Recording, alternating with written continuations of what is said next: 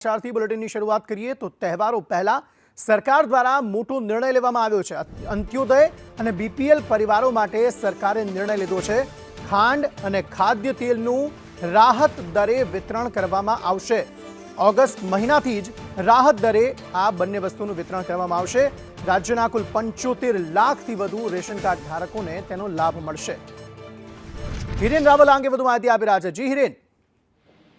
राज्य सरकार जे दर वर्षे अने दर महीने जे राहत दरे अनाज आपवानो जे निर्णय छे एनी अंदर खास आ श्रावण मास अने तहेवारोने ध्यानमां राखी आ वखते खांड अने तेलनुं राहत दरे वितरण करवा माटेनो निर्णय करवामां आव्यो छे।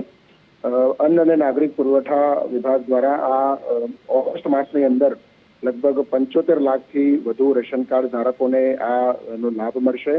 एनएफएसए 2013 अंतर्गत जे कुटुंबो आनी अंदर आवरी लेवामां आव्या छे ए कुटुंबोने पण ओછી કિંમત એટલે કે બજાર ભાવ કરતા ઓછી કિંમતે સિંગતેલ 1 લીટરના 100 રૂપિયા ના દરે આપવામાં આવશે અને ખાંડ છે એ 22 રૂપિયા પ્રતિ કિલોના ભાવે આપવામાં આવશે। જે અંત્યોદય કુટુંબો છે એમને 15 રૂપિયાના દરે આ વેચાણ છે તે કરવામાં આવશે। એ પ્રકારનો રાજ્ય સરકારે નિર્ણય કર્યો છે। આભાર સમગ્ર માહિતી